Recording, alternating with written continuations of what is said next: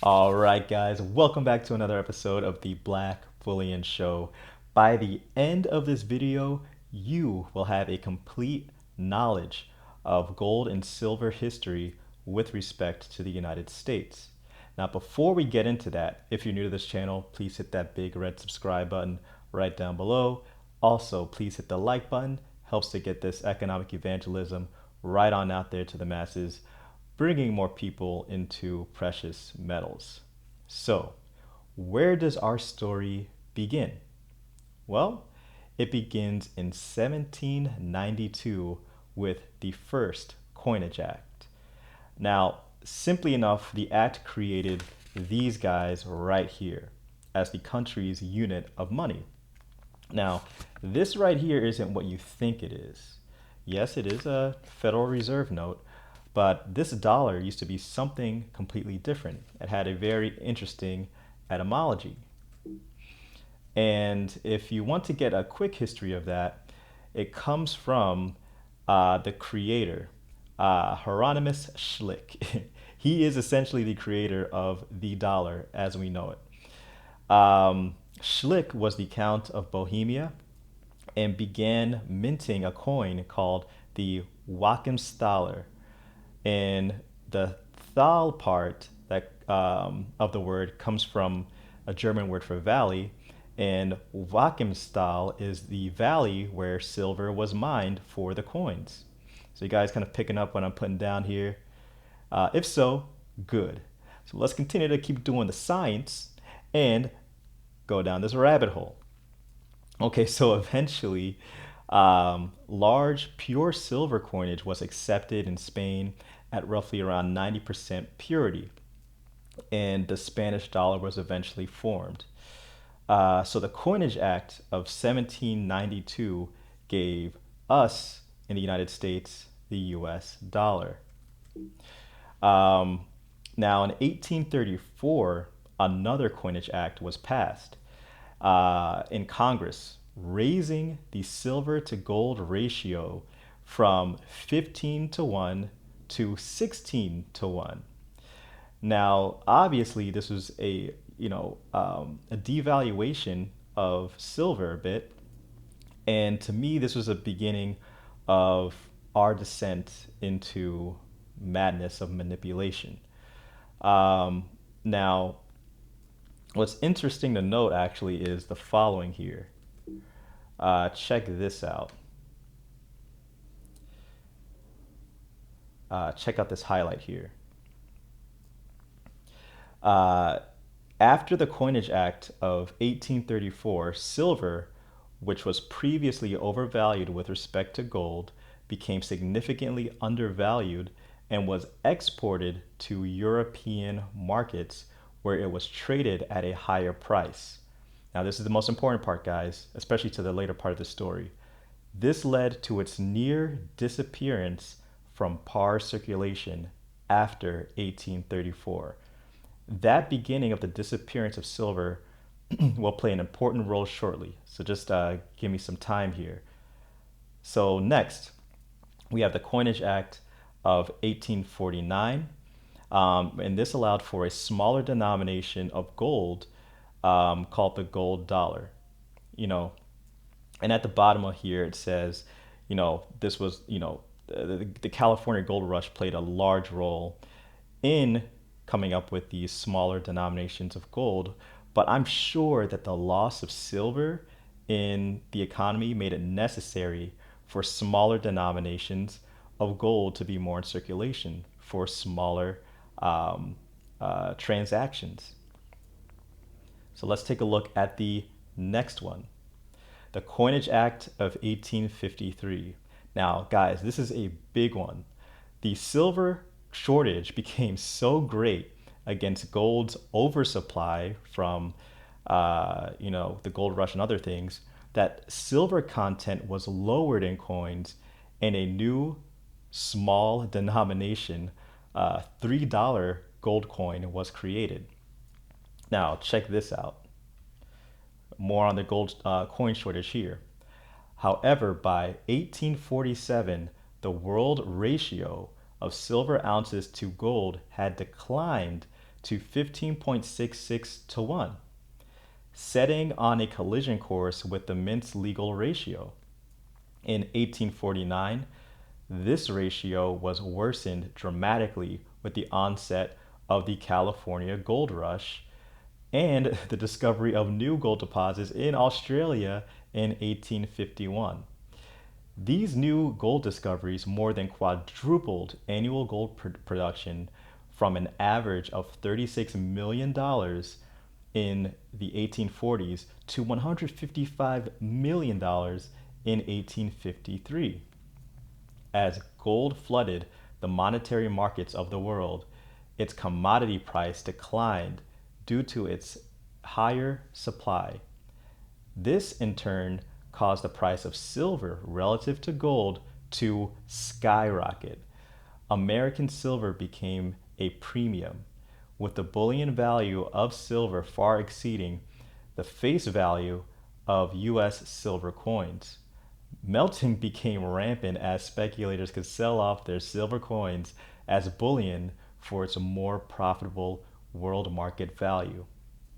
Small silver coinage, which retail businesses and consumers relied upon for minor transactions, soon began to disappear, forcing some businesses to pay premium values just to obtain change. Now, that is insane. So, this was a big year as far as the story of gold and silver is concerned. Let's keep going down the rabbit hole. Next, we have 1857. A new coinage act reduced the size of the 1 cent and actually ended foreign coins as legal tender. This limited US money supply and essentially crushed its European competition. Let's take a look at the Coinage Act of 1864. This saw the creation of the 2 cent, and they added "In God We Trust" onto those. Now, here's another big year that I'm going to be showing you guys. Now we've come to the crime of 73. And no, I'm not talking about Nixon closing the gold window almost exactly 100 years later. This was 1873. But I do find it a little freaky and interesting, given what happened in 1873 was just, literally 100 years prior to another big shift in the metal history. So what effectively happened in 1873 is that bimetallism died. And I quote, "In abolishing the right of holders of silver bullion to have their metal struck into fully legal tender dollar coins, it ended bimetallism in the United States, placing the nation firmly on the gold standard. Because of this, the act became contentious in later years and was denounced by some as the crime of 73. And man, like, doesn't history repeat itself? It seems like every century we just repeat ourselves. Or I should say, we rhyme with ourselves, as Mark Twain said. History doesn't repeat, but it definitely rhymes.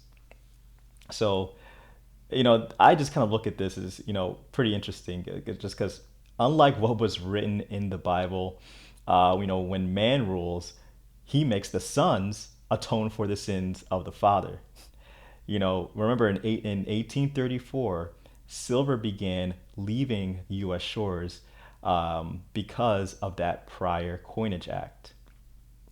Now, the gold standard was then put into law in 1900.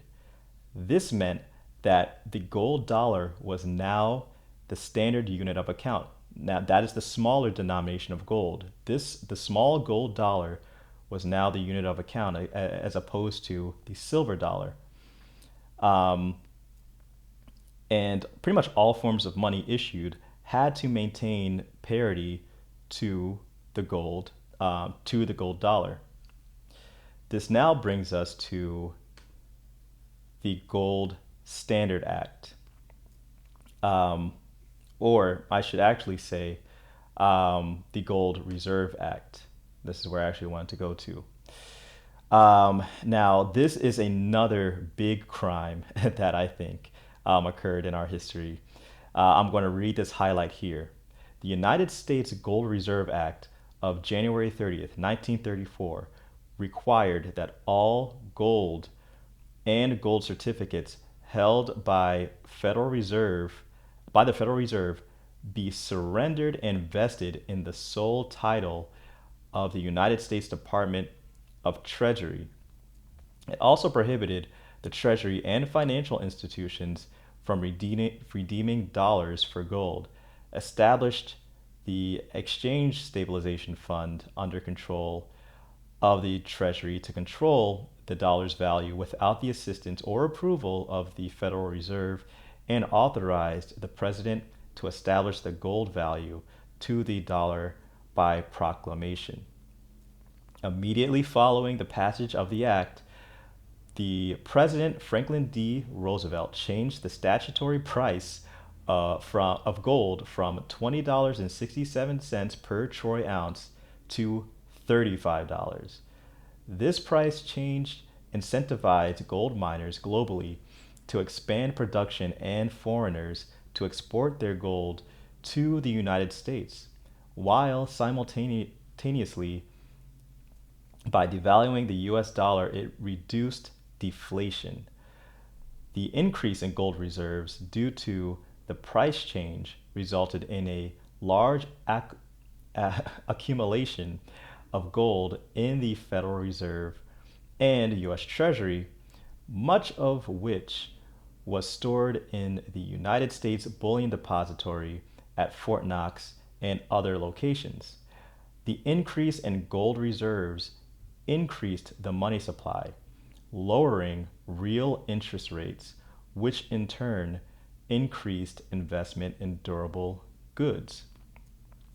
Now, this is the biggie that we all, know about here. So I don't need to beat a dead horse. And we know that this was a big thing that changed the course of monetary history.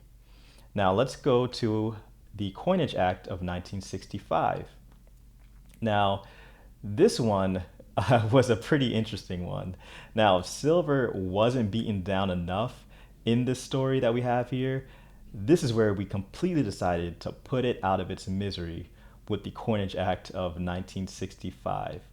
Now, I won't read all of this, but I'm just going to give you a quick synopsis here, where it basically says eliminated silver from the circulating United States dime, 10-cent piece, and $quarter coins. It also reduced the silver content of the half dollar from 90% to 40%. Silver in the half dollar was subsequently eliminated by a 1970 law. Now, again, history doesn't repeat, but it sure does rhyme. Take a look at this. There had been coin shortages beginning in 1959, and the United States Bureau of the Mint expanded production to try to meet demand. The early 1960s was a time of increased use of silver both in the coinage and in industry, putting pressure on the price of silver, which was capped at just over $1.29 per ounce by government sales at that price. The silver in a dollar's worth of quarters would be worth more as bullion than as money if the price of the metal rose past $1.38 per ounce, and there was widespread hoarding of silver coins. So, there was a lot of shortages that essentially caused the price to potentially rise here. Again, about 100 years prior, we had actual shortages of silver in the country and an increase in gold, which caused this huge shortage and shock in the country. So now let's get to the final chapter of the story. You guys know what it is. The Nixon shock. Now, here's where our story ends, and I'll read this right now. The Nixon shock was a series of economic measures undertaken by United States President Richard Nixon in 1971. in response to increasing inflation, the most significant of which were wage and price freezes, surcharges on imports, and the unilateral cancellation of the direct international convertibility of the United States dollar to gold.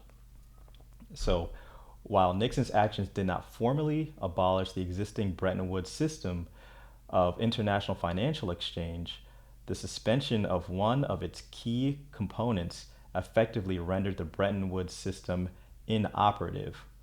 While Nixon publicly stated his intention to resume direct convertibility of the dollar after reforms to the Bretton Woods system had been implemented, all attempts at reform proved unsuccessful.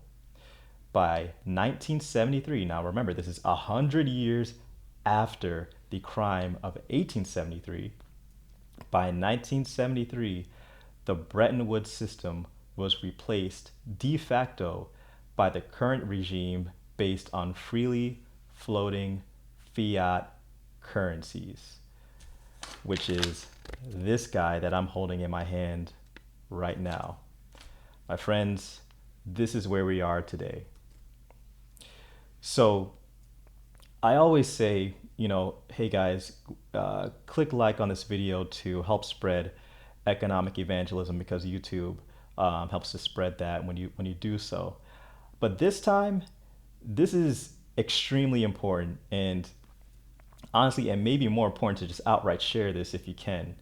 If you're a teacher in schools, or who knows, if you know any teachers, share this video with them, and see if they would be interested in sharing this with their students. It's just something that they don't teach us in American public schools. They don't teach us this American history in public schools, which is just wild to think about. So, you may be asking, well, why is this important, Black William? Why did you give us this full history about, the history of gold and silver in the United States? Well, the moral of the story here is that our life savings, which is the majority of us save it in these guys right here, is constantly being devalued. This is devalued paper year over year. It just gets more and more devalued.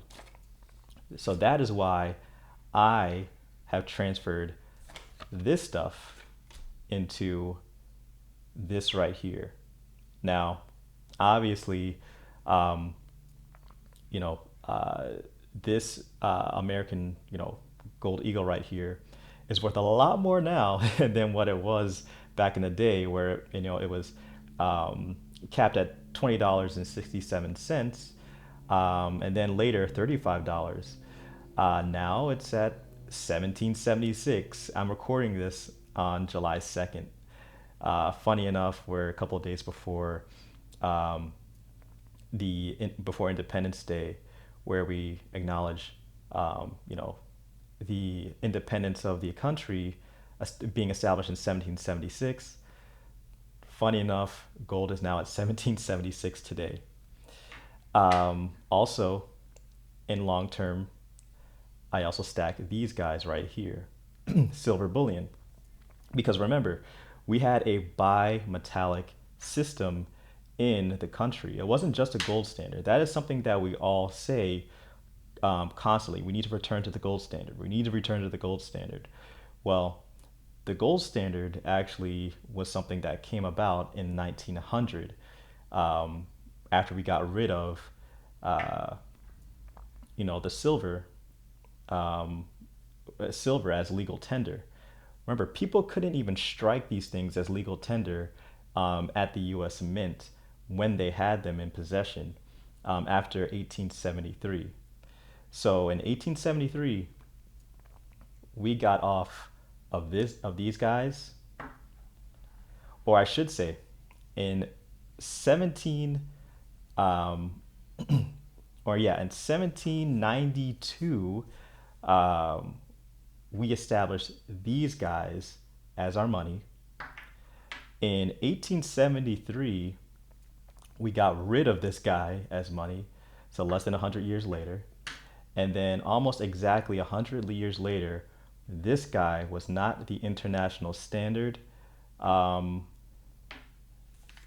these guys in freely floating fiat currency exchanges, that became the standard for value. So there's the video, guys. Thank you again for listening to this long history of monetary history in the United States. Please share this video. If you're new, please click subscribe. I hope to give you guys some more videos like this in the future. If you're interested, let me know in the comment section below. Thanks again for watching. It's Black Bullion.